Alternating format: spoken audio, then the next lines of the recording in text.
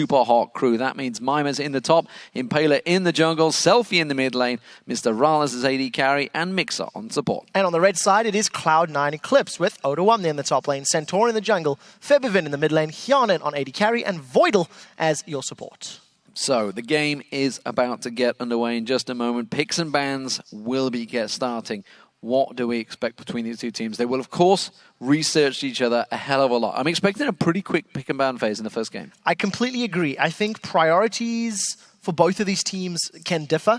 If you were sitting in Cloud9's shoes, you can either decide to try and target Mr. Ralls, force him onto something uncomfortable, but he has a very big champion pool, so it's going to be difficult. Alternatively, take away those assassins you mentioned, Yasuo, LeBlanc, and maybe put Selfie on an Orianna, which is what you're looking for. So here we go, ladies and gentlemen. Picks and bans on the way for game one. Bans are coming in already, and the first one to come out will be there in just a moment. I'm waiting for it to show. They're keeping us on the edge. I know it's gone through. Is it going to show me? Is it going to show me? No, doesn't seem so. I know where it is anyway, because I can cheat, because I can see it. There's Aurelia. There she is. She suddenly shows herself. And Yasuo. This is the ban I was expecting. Poor Selfie. He's never got to play it since he's been in the LCS, and it doesn't seem like it's going to stay that way in promotion. No, he won't get the chances on it. I actually think targeting Selfie is a smart decision. He did not have very good impact champions once his priority picks were taken away, once they were unavailable to him. We do need to see how the rest of this pick and ban phase does play out. For the time being, the Morgana is the second ban from Supa Crew, so forcing Voidal into something else. But Voidal has played a large amount of Leona in recent weeks, so I want to see if he's going to pick something up like that. We'll see how it goes for him. There is the Nidalee ban now coming through. So Cloud9 Eclipse, that's a standard ban, I would say. Nidalee's been very strong. Aurelia also, one of those very strong champions. We saw him playing a big part in the best-of-5 series between Millennium and NIP yesterday. It's interesting that Cloud9 Eclipse banned Nidalee away, considering Febiven has such great stats on it. He's 4 games played, 4 victories secured, and a 17 KDA. So it's telling you that Selfie's probably been playing it, and it is actually first pick worthy on the side of Super Hot Crew. So it's quite smart play, and we're still sticking to the trend of denying champions for Selfie. That's 2 mid lane bans. I wouldn't be surprised to see a LeBlanc as the third and final ban.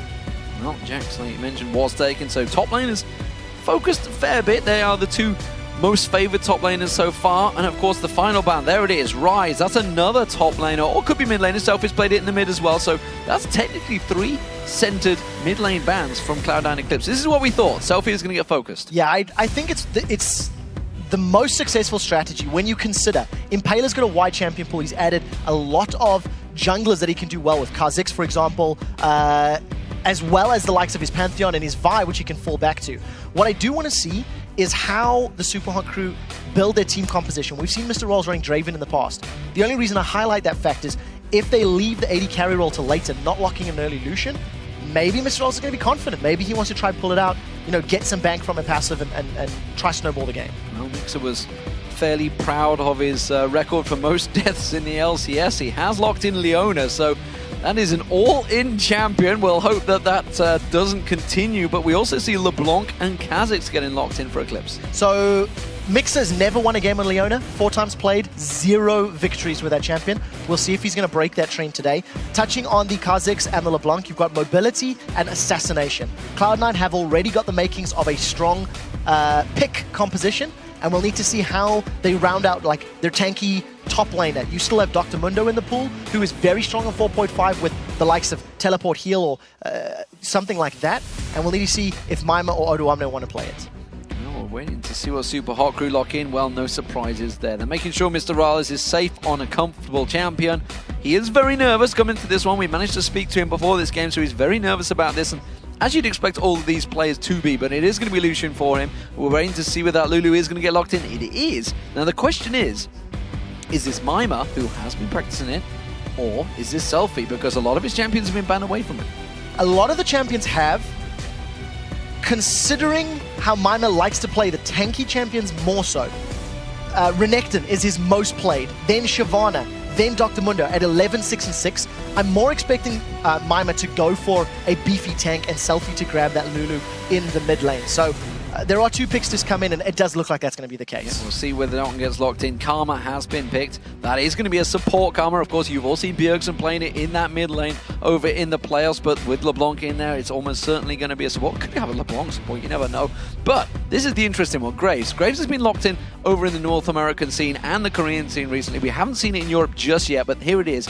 And it's really all about the bullying against Lucian. Yes, and he's a brawler, so he can trade with damage with Lucian if you are up close. Get the buckshot down, especially when you're dealing with, when you have the support of the poke of your Karma. But part of the reason Graves has risen in popularity in recent weeks is his passive True Grit gives him a lot of armor and magic resistance. So when you're dealing with champions that want to get in your face, like a Lulu, a Renekton, a Leona, anybody's going to be diving at you. You get all of those free bonus stats. When you have the shields coming in from Karma, those bonus stats are applied to the shield, which makes you even more tanky and more difficult in conjunction with the power of heal. So it's a smart brawler pick. What I also like is the power of Karma to speed up and boost the assassins that are already on Cloud9's team. The problem Cloud9 have, if they don't find those picks early on, you're going to be in this position where they've got these pick champions that can't blow people up. Renekton, Xin, Leona, and a Lulu Wild Growth are going to be very difficult to blow up. I feel like Super Hot Crew, if they play their composition correctly, can avoid the burst damage of Cloud9 Eclipse, and we need to see how they handle themselves in the early to mid game. Yeah, well, as you mentioned, that Renekton had been locked in, so he's going to be Mimir in that top lane, sticking with what he knows. Those big brawlers, and Impaler, he's also gone back to a comfortable champion, which is that Xin Zhao. It seems the Cloud9 Eclipse are considering the final pick. At the moment, they are sitting on a Warwick. We'll see whether that one goes through. So I very briefly want to touch on the Renekton and Xin Zhao. Renekton is Mimer's most played champion. Out of 28 games, he played it 11 times in the split. Got a lot of experience on that. Big bully, and also does scale a little better into the late game with some changes to his dominance. Impaler and Xin Zhao has not played that in many weeks. I distinctly remember a 0-8-4 game in week 2 or week 3 of the LCS where he struggled. He did not have the impact. This is the Feral Flare patch, so he is going to have a boost. He's going to be arguably better at doing his job, but Impaler needs to ensure he improves upon his previous Xin Zhao performances because they were not particularly strong. Well, the final lock-in was Odoamne having Trundle in the top lane. We'll see how that works out for them. How do we compare these two teams then? This is the first game of a best of 5. Who has got the advantage early on? I feel like Super Hot Crew have got a very good composition to deal with Cloud9 Eclipse on the condition they don't give up kills early. There's a lot of abilities to get rid of the assassins and knock Cloud9 Eclipse away. Wild Growth is going to save you. Solar Flare can save you. Dominus can bring you back to life. If Cloud9 get ahead, I just want to say the Cloud9 Eclipse composition is a next to exact comp that Cloud9 North America, the actual LCS team, has run. Myself and St. Vicious were talking about the Trundle with the assassins and saying, how does it really work? And the theory is that Trundle is going to hold people in place with his pillar, buy time for Kha'Zix and LeBlanc to execute somebody. And assuming they do that properly, then Kha'Zix will have the resets and Distortion can carry on chasing. And carry on running through the teams. We'll see how it works out, ladies and gentlemen, with the first match ready to go. Let's see who you think will win this series and enter the LCS. According to LLesports.com, you've picked Cloud9 Eclipse by 74%. That is a big vote for the Challenger Series team. It is very big, and I would say I would agree with it had Ko been on the roster. I think with Santorin in there, and considering they lost to Ninjas in Pajamas last week at the Copenhagen Games, I think it's probably closer to 60-40 in favor of Super Hot Crew, but we'll have to keep tabs on the Twitter voting as we get to it. So here we go, ladies and gentlemen. We are getting game 1 underway of this promotion series. The Super Hot Crew fighting to retain their spot in the League of Legends Championship Series. Meanwhile, Cloud9 Eclipse on the red team are looking to get themselves in there and maybe fight for one of those world champion spots, which of course the summer is all about. So, level 1 play. What do we see from this one? Of course, I would give early advantages. Actually, no, it's pretty even, I would say, level 1. Yeah, there is a fair amount of crowd control. Voidal is very aggressive. I think he's moving into the jungle and gets away with a flash. Yeah, just a bit of poke, bit of flash, but that summoner spell used already, and that may give a visit for Impaler. He must see whether he decides to go down there. More importantly, whether they're going to stick with their standard meta, whether they're going to go that 4-0 split push, which we've seen so many teams running. Super Hot Crew are less likely to do that, I think, because they don't have a teleport on Mimir.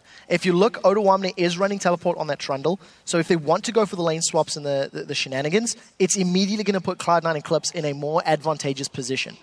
on the rest of the summoner spells, that's 3 summoner heals for Super Hot Crew. They want extended, prolonged team fights because Lulu's going to do great the more glitter lancers you can get off. Renekton, the more time he has to bully a team fight with all of those summoner heals will be great. So, assuming Super Hot Crew don't mess up those summoner spells, they should actually come away from this laning phase in a pretty good position. Clearly debating about this late invade. They're not sure which way they want to go. Looks like it's going to be the bottom way in towards there. We can see Mixer and Mr. Rales are down in this bottom half. Mr. Mixer is sticking around in that bush, although he's just moved away. They won't have vision of this right now with Cloud9 moving in. No, there's no wards down for the Super Hot Crew. They have some vision near the top half of the jungle to ensure that Impaler did not get invaded upon. But Santorin with an early advantage, going to grab himself that red buff. He's backing away. He's not going to go towards the enemy red buff. It looks like he's going to move towards it. It looks like Cloud9 may have stolen advantage early on here. Let's see. We'll make sure the route of Cloud9, whether Impaler decides to move in towards Cloud9's jungle. It doesn't look like he is. He's going to head back towards the walls and towards his own red buff. He is going to be very upset when he gets around there. Yeah, and it's one of the things that when you get those buffs, yes, it is good for your team, but it's slightly more about denying the objective from Impaler. So Impaler's going to be 1 buff down, and he's got the Hunter's Machete, so it's already started stacking up towards the Feral Flare. And Mixer is looking to get some engages, but this is a lane matchup that Leona's going to have a difficult time in until he hits level 6. Well, you can see Impaler's realized the problem. He's coming straight around, but you can see already Santorin is there. He's taking away that red buff. He's actually been taken fairly low, but he's already taken the double red buff. Impaler's coming around. He's just going to be finding himself 2 little lizards. And Santorin's like, if you want to clear my camp out, I'm fine with that. But you can step away as Impaler passes by that ward. Good start from Cloud9 Eclipse. Yeah, very intelligent play. It was very risk-free. Cloud9 had all the numbers on their side, so had Impaler gone for a delayed invade, he would have run the risk of being collapsed on by Odoamne and Febivin. So at the end of the day, he has lost a lot of time because he ran from the bottom half of the map to the top half of the map, and he's lost his red buff. So we'll see how Impaler does. Going to be counting his stacks once he gets that Wriggles Lantern and keeping track of how quickly he can get Feral Flare. Remember, it is 4.5, so it's 25 stacks to upgrade, not 30, which is currently on live. Impaler is being read like a book as he passes by yet another ward. They know that he's potentially in this lower half of the jungle, which is why we see Cloud9 Eclipse just stepping away ever so slightly. Top lane, we haven't had a chance to talk about that too much. Mima has a fairly sizable advantage. Odoamne will happily farm on his turret though, so he'll keep that in his favor, and honestly, he's playing very safe right now. Yeah, you have to. This is a matchup that Mima should start bullying Trundle. We'll see how aggressive he plays it. But, you know, it's something we see over and over. We'll get to that in a second as Impaler is coming in the bottom lane. Oh, that's aggressive! Flash Zenith Blade onto Voidler. I'm not sure if Impaler's going to get involved in this one. There's the exhaust. He does get the dash on towards him. 3 talent strike. Is he going to land enough? I think he wanted to bounce Yanan. Meanwhile, Selfie in the mid lane. He gets pounced on. Febivin does take him down with Santorin. A fantastic back and forth action and a 1-for-1. And we talked about in the pre-game how important Mr. Riles was going to be for Super Hot Crew.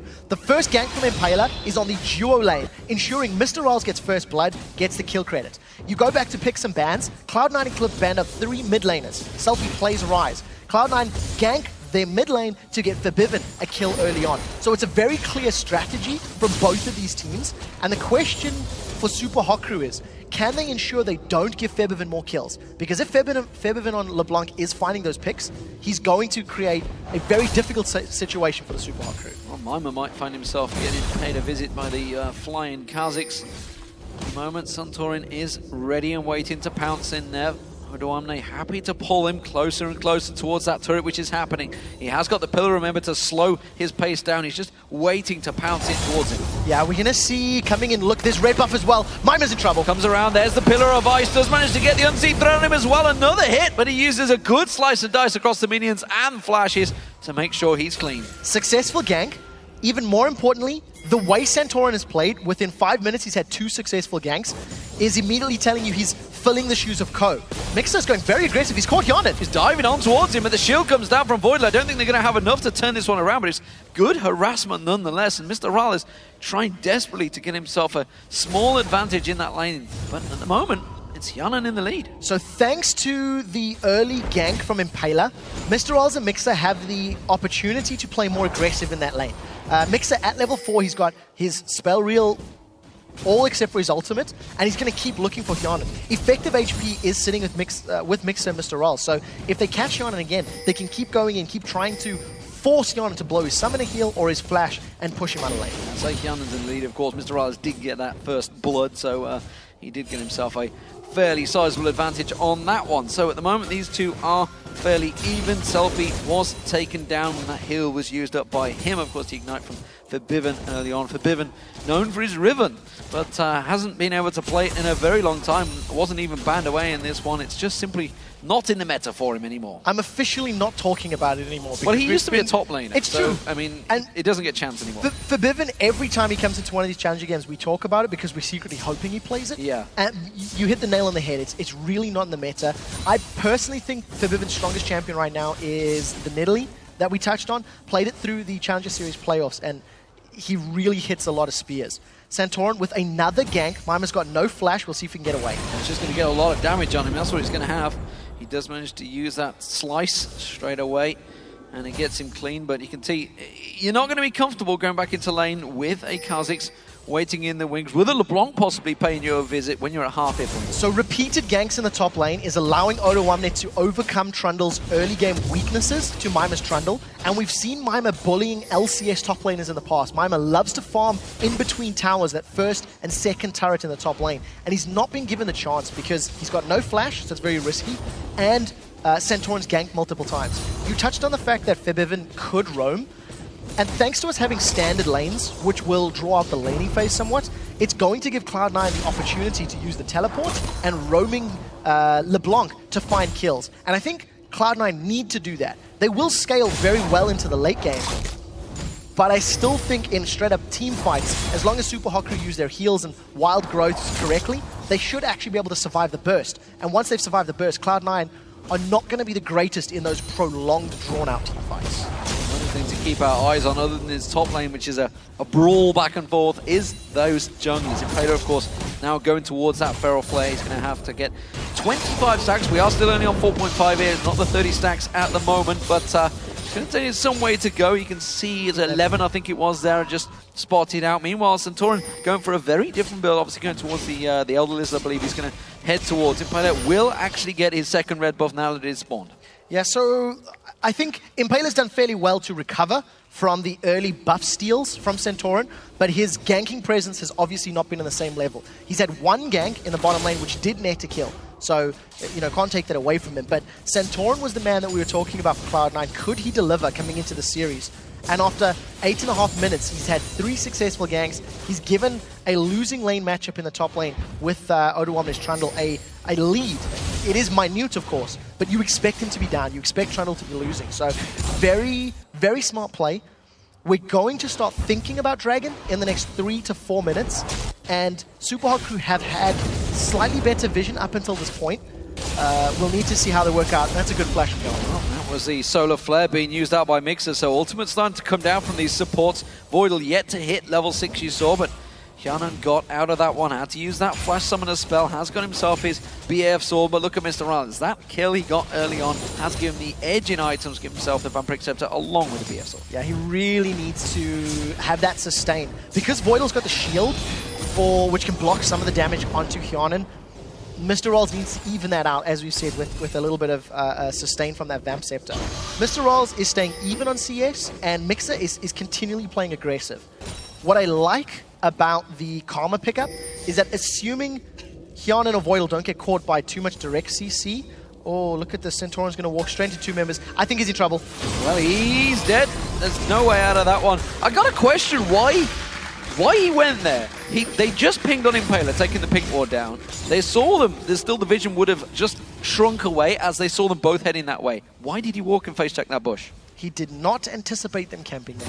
I mean, it's that simple. I think Santorin had assumed they'd gone for a different buff or moved further north, but it wasn't the case, and he gets bug splattered. Santorin just gives up an easy kill to Impaler. So Impaler's going to keep stacking up that Wriggle's Lantern, getting closer to the Feral Flare, and pretty smart play. The roam from the mid laner, so to speak, actually coming from Super Haku's side. Yeah, Impaler actually involved in 100% of the kills so Mima's far. baiting this. Mima is trying to bait it. Impaler's been waiting patiently in that bush. Now Mima's taken very low. Here comes Impaler. Has he waited too long? Yes, he has. He is going to get the kill, but that was a little too much bait. Yeah, hung around just a tiny bit shorter than he should have. Didn't anticipate the burst from Subjugate and the Bilgewater Cutlass, plus the chomp coming out of Odoamne. So instantly bursted through Mima's Renekton. That is also a perfect example of how the level 1 Dominus has been made weaker on patch 4.5. You have 100 less hit points on the rank 1 ability. So you could argue that 100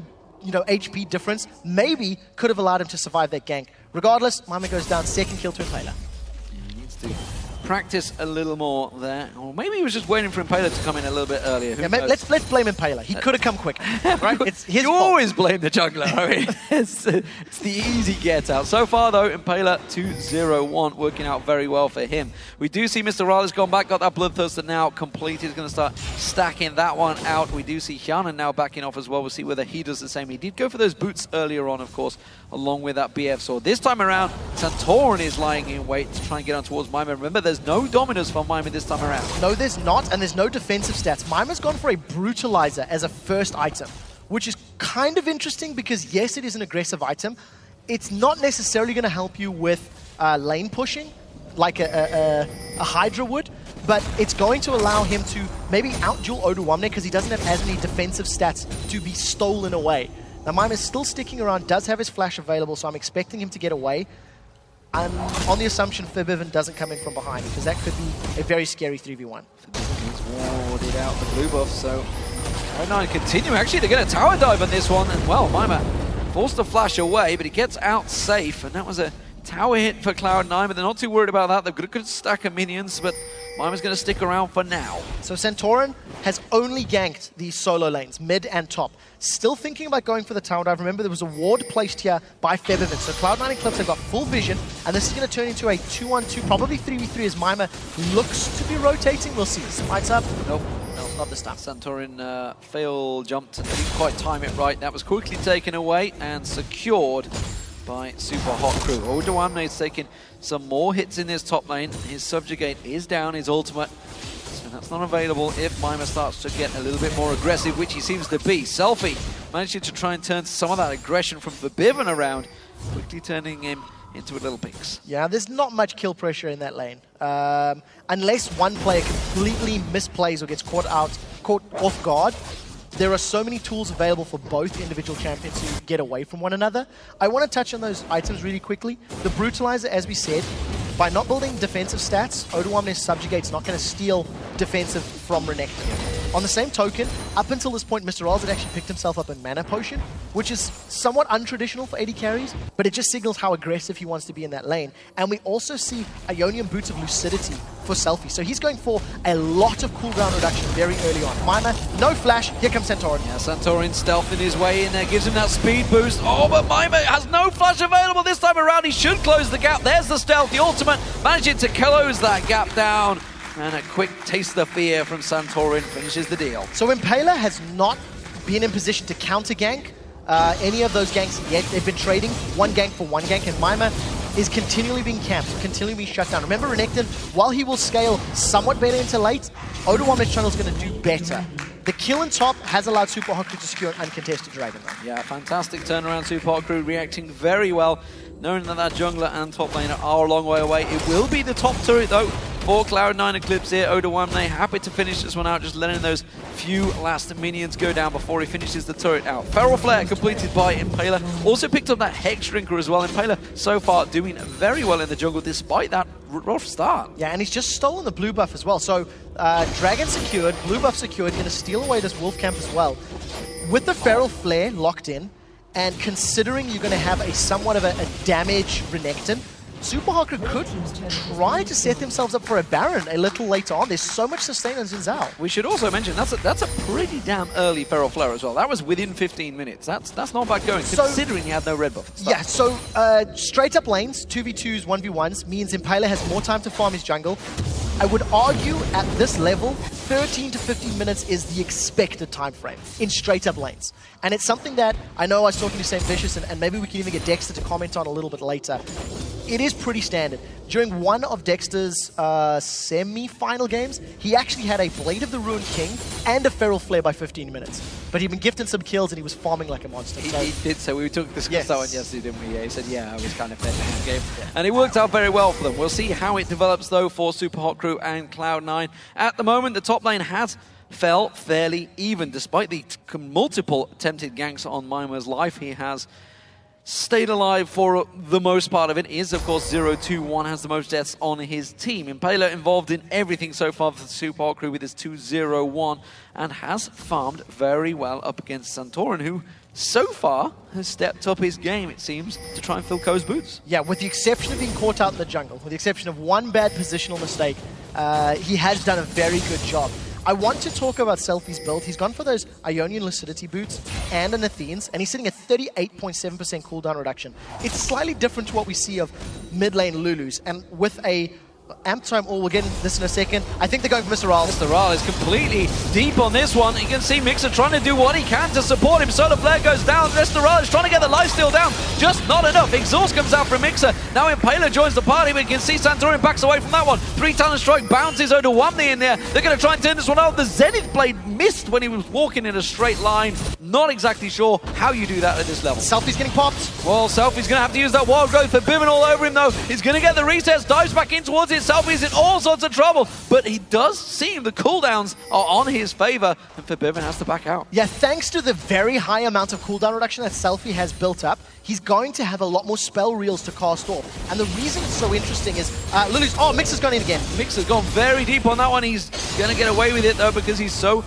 close to that tower, and Hjarnan was getting himself some free farm. This game is definitely opening up suddenly with that open bottom tower going down. Yeah, as soon as these teams have started to rotate around the map a little bit more, we're seeing more action. At the end of the day, Cloud9 Eclipse are still behind because they have given up that jungle, the dragon rather, so and an additional, just the one tower actually. 2,000 gold down on a pick-based composition that needs to be finding kills is not a good sign. Yes, they will scale, but assuming Super Hot Crew buys magic resistant, avoids getting blown up instantly, I actually think Super Hot Crew are in a very good position at this stage of the game. At the moment, it seems very even. Advantage in gold is to the Super Hot Crew, but of course they are even in towers, and kill advantage is to Cloud9 Eclipse. But of course, objectives is what it's all about. Nobody as of yet taking a gigantic lead. Selfie getting himself that blue buff, that's going to help him out up against these aggressive LeBlanc in the mid lane, who has not really got snowballing just yet. That's kind of what you need on these ribbons. He's going to sense out and try and protect that ward, and instantly we see him, I think it was Mixer that put a ward straight on top of the last one. Yeah, just making sure they've got the vision. They don't want to get flanked. That's the worst thing that can happen to the Super Hot Crew against this Cloud9 composition, is having Trundle teleport from the sideline and giving Santorin and Febiven all the time in the world to get their burst down and to get their damage out. Febiven hasn't actually roamed maybe quite as much as you would expect or think, because of the fact that Selfie's been shoving that wave and prevented Febiven really from leaving his mid lane. We're waiting to see. Mixer is going to get poked by Voidal.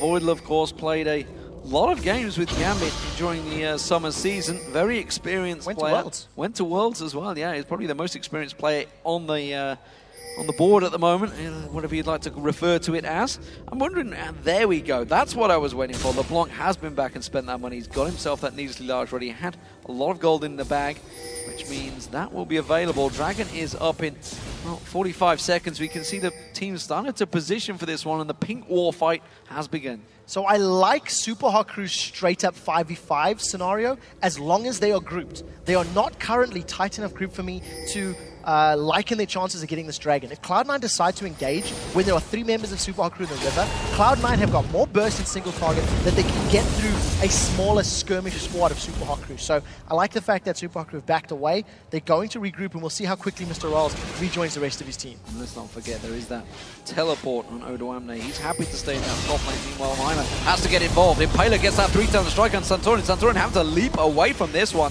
So that's a lot of damage down. Ooh. Speaking of damage, Selfie just gets exploded there. Doesn't quite go down. There's the culling coming out. followed up by the solar flare. Forbidden goes down. Selfie does the job. Very well coordinated by Super Hot Crew. They landed their abilities. They didn't hesitate.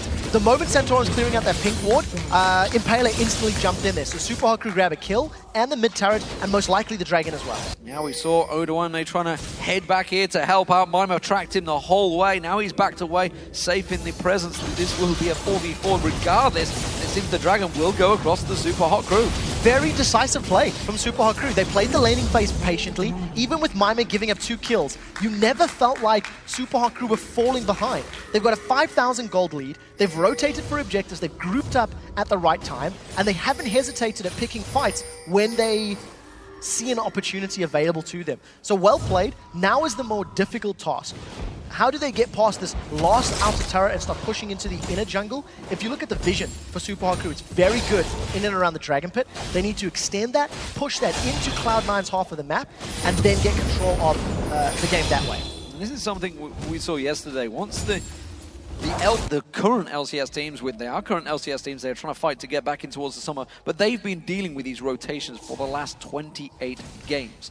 The promotion series teams that are coming through, the challengers, Cloud9 Eclipse, the NIP yesterday, and of course we've got Denial coming up later, really haven't had a chance to deal with these rotations. And I'm thinking towards maybe the Copenhagen Wolves later. They are one of the biggest teams that does rotations. This is going to be really hard for these challenger teams to compete with because they don't get a chance to practice it. So 2 things that I want to touch on. Copenhagen Wolves in the next series, not only are they good at rotations, they are the best LCS team at 2v1s because they do it so often, and this is a meta where you can get away with that. Going back to Cloud9 not having to deal with rotations, no, because they've played ninjas in pajamas for the last 3 months. Yeah. You don't rotate around that. So, you know, they're in this mindset where you can see Cloud9 are being outpositioned.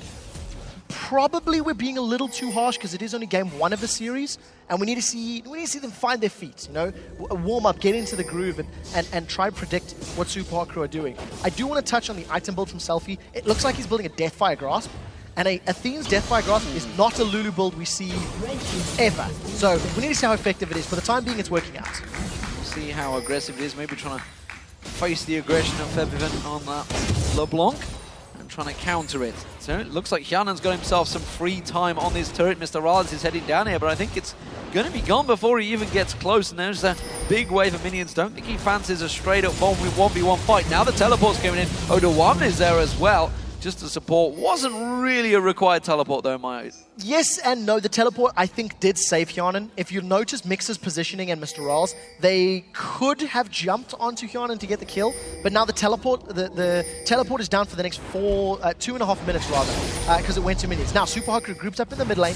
You see Mixer is zoning 2 members of Cloud9 and they're getting some auto attacks at the top. Speed and rotations, full effect right now. Cloud9 Eclipse going to try and counter this one. Odoamne now realizing he's maybe putting himself in a dangerous position. That was almost certainly Hyanan they focused on, but they'll be happy to got some damage down towards Odoamne. It is Super Hot Crew now in all sorts of problems. Mima taking the big damage there. Santorin trying to use that stealth, trying to get his advantage, trying to get in position, trying to get some claws on towards that carry, but it is Super Hot Crew going back in there. There's going to be the ultimate coming out. Odoamne getting focused on. He's taking a hell of a lot of damage for the tankiest member of the game. We proved he hasn't built tank. That's going to be Santorin. He's going to get caught out. 1 kill for the Super Hot Crew. They're trying to get on towards Hyanan. Hyanan's going to run for his life. He is the brain of the team, it seems, but this time around, he is going to have to try and use some brawn to get out of that situation. Super Hot Crew's composition works out flawlessly. Nobody gets burst down. They've got heals. They've got knockups from Wild Growth. They've got knockaways from Xin Zhao's Crescent Sweep.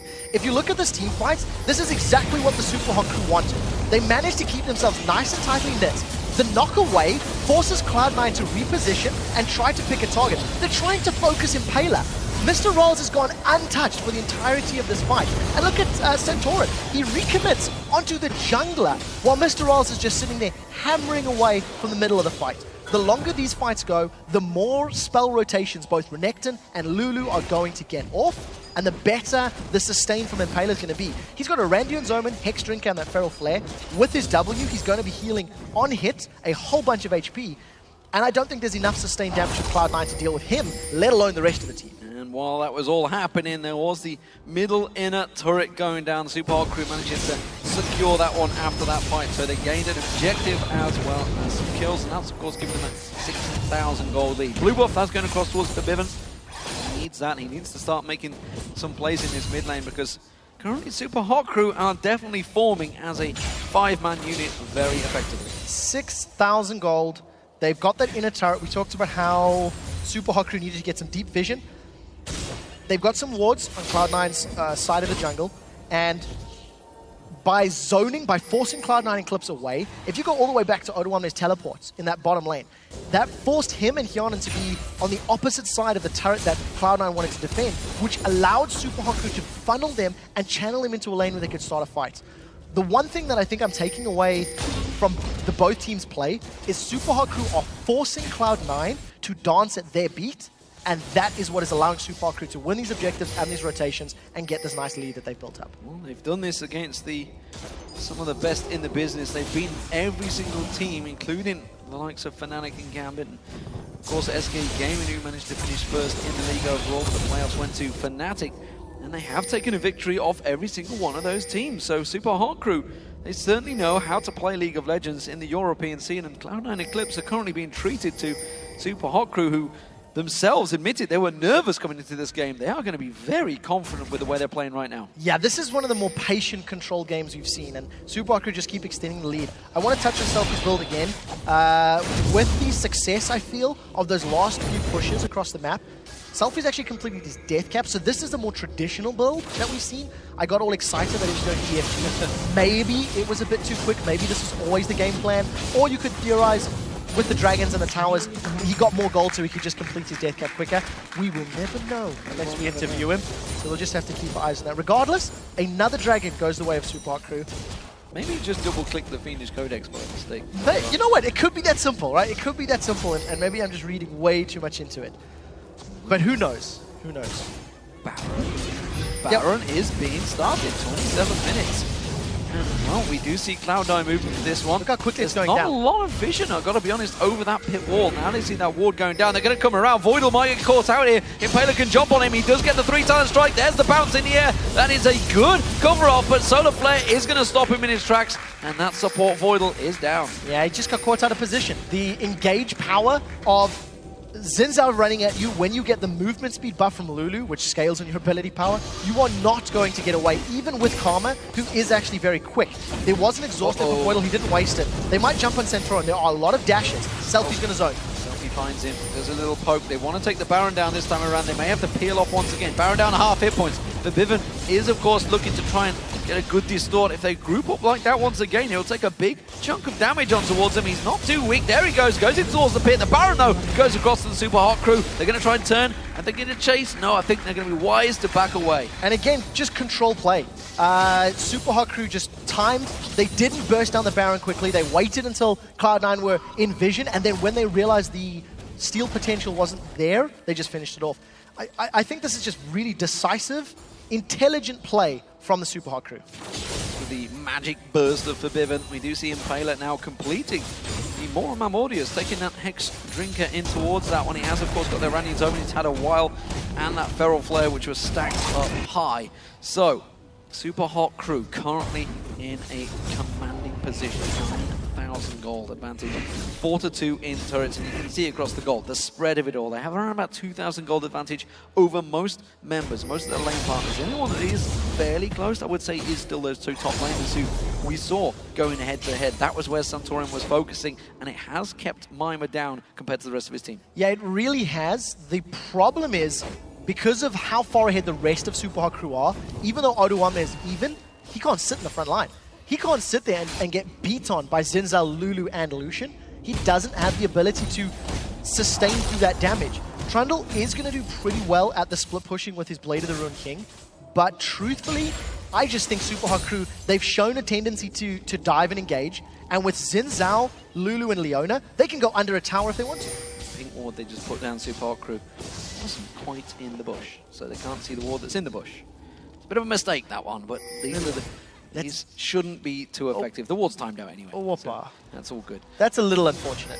But we do see Super Hot Crew getting that deep vision. It's what we talked about. With the information at their disposal, they can just push on this inner turret, and I don't think Cloud9 can defend this. Oh, that's a Solar Flare as well. Good poke. Solar Flare doesn't really land. It separates the rest of Cloud9 and does enough to drive them away from the tower. That's all they wanted. It's Another turret down, another inner turret down, more importantly. They're going to rotate around and see what they want next. Bottom tower, blue buff to bottom tower would be my prediction. The minion wave is pushing towards the Super Hot Crew, so that somebody needs to go and shove that back up.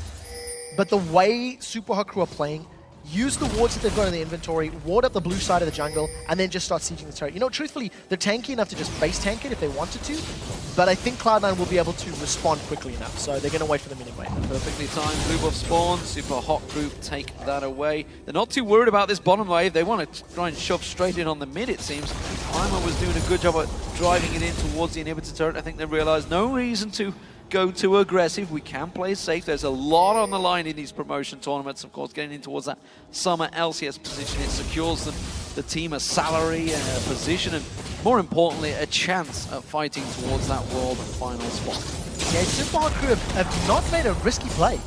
I mean, if you were to summarize the last 30 minutes of action, it is Super Hot Crew decisive initiations with very low risk. You never feel like, oh my word, that's scary. Why are they going in this? It's Cloud9 always retreating, Cloud9 always on the back foot. So Baron buff is still on Super Hot Crew for probably another 30-odd seconds. I do think the game plan for them will be to get vision in the blue buff area of Cloud9 Eclipse and then push down that last inner turret before they start sieging the inhibitor turrets, which is always the most difficult tower to siege. And assuming Mixer hits a good solar flare, that could be their way in for tower diving. But if that solar flare misses, it opens up Super Hot to get engaged or re-engage. And you could argue, if you look at this match, if you look at the matchups right now, nobody had a big lane advantage. There was no lane advantages gained here. This was purely from Super Hot Crew's movement and positioning around the map, controlling really where Cloud9 Eclipse would take them. They've been controlling the whole game as we've moved around. And as you mentioned, Mixer, who himself has not had the best of seasons, I think it's safe to say, with that record deaths, is 0-0-4, yet to die, and has been diving in against the Cloud9 Eclipse. Yeah, so you are right. Mixer hasn't had the best statistics, but because of the extremely high amount of deaths he's given up, it has afforded Mr. Rolls all of that additional time to get his incredibly good stats. Yes. You know, you always need to take into account... He's the sacrificial lamb. He is the sacrificial lamb. And, you know, at the end of the day, Super Hot Crew, they did get 10 wins out of 28, so we'll see if they can start closing us off. That is a massive amount of burst of Kyanan, and that's going to force Cloud9 away. Another inner turret gain for the Super Hot Crew as they move on towards those inhibitor turrets. Heimer taking a bit of poke out from the Vivian there. They are going to start getting a couple of hits on towards those inhibitor turrets. He did see the poke, as you mentioned, Kyanan. That was just one little glitter lance coming out from Selfie along with that pixie on him, and it shredded half his hit points down. They've got to be careful they don't get picked off like that. The wave clear from Cloud9 is very short range. There's not enough ability power on Voidal to clear the wave safely, and in order for Graves or LeBlanc to go in, they put themselves in solar flare range, which is why you're noticing Kyanan using his smoke screen to slow the minion wave down and then look for a buckshot. Super Hot Crew have done a very good job of controlling the minimap. Minions in both the top and middle wave are pushing towards Cloud9 Eclipse, so Super Hot Crew will have the option to peel away from this turret to try force an objective elsewhere on the map. Keep in mind, Baron's up in a minute and a half as well, so Super Hot Crew could just force Cloud9 to leave their base to challenge for Baron as well, if they want to play this very safe. So they're going to rotate around. The Dragon is now up. Oh, they're going to try and focus on Mr. Raleigh. They tried to go deep for Biven there, but they will back away. Super Hot Crew safe in this one. They're going to be taking Barry White over on the right-hand side, making sure that one locks down. Larry is, of course, on the left. At the moment, though, Super Hot Crew dragging up. Let's just rotate down there. Yeah, I'm expecting Baron to most likely be the next play for Super Hot Crew. They don't have the highest amount of wards. Actually, they've got no wards in the inventory except for one pink. So I would expect them to back, buy some more wards, get vision around Baron, and then force Cloud9 to respond to Baron. Once Super Hot Crew get Baron buff on their side, they're more likely to tower dive because of all the bonus stats and the regen and the extended sieging power that it gives you. So I think, once again, smart, low-risk play from the Super Hot Crew. Everybody from the Super Hot Crew backs the base, spends up the gold, and moves back into position for 30 seconds until the Baron spawns. Pink ward is still residing in the pit. That's not going anywhere because Cloud9 Eclipse have not been able to get around there and clear it out. They've got the vision around the back of the pit, but nothing quite in there yet. Just that one ward, which will get swept out in just a moment by Impaler. So I want to touch on an item that Mixer's picked up on Leona. He's gone for the Warmog's armor, which has given him a very big chunk of HP. More importantly, the benefit that that's going to give you with Face of the Mountain, he now has a 400 hit point shield that he can put onto Mr. Rawls at any given time. Mr. Rawls only has 2,200 hit points, so that is a very, very effective shield. We'll see if it comes into play in this next team fight. As we touched on, vision in the side of Cloud9, I don't think there's enough for Super Hot Crew, but they've got enough to work with as they've got Baron down to about half HP. We're getting the poke in there. Mima running interference, getting blocked off. There's the Pillar of Ice already being used up here, but this Baron is dropping. The Bivin comes across here. He tries to cause problems. There's going to be the Baron going down. That was locked in by Impaler. Now the rest of Cloud9 get decimated by the Super Hot Crew. You can see they're trying to capture on towards it. Santorin, he's going to run for his life. That's a double kill being picked up by Mima. And well, they're just swept aside as the Super Hot Crew move towards his top inhibitor turret and maybe try and lock onto Voidal. Oh, the Glitter Lance catches. He's in trouble. That's going to be gifted across. Who will take it? Selfie will finish. Selfie on Lulu is doing work for the Super Hot Crew, but the reason that team fight was so effective is Super Hot Crew landed a solar flare that locked up members of Cloud9, who then all got knocked up by the wild growth. If I'm going to be completely pedantic, they stacked it a little much. But the fact that Cloud9 were so tightly knit and so tightly grouped for the steal, Super Hot Crew just gave a flawless game 1 in the series. Fantastic start to the series. This is a best of 5, remember, but Super Hot Crew already looking very confident in this early game. It's a 37-minute victory, ladies and gentlemen. Let's not take too much away from this one, though, because NIP locked down their first game in 35.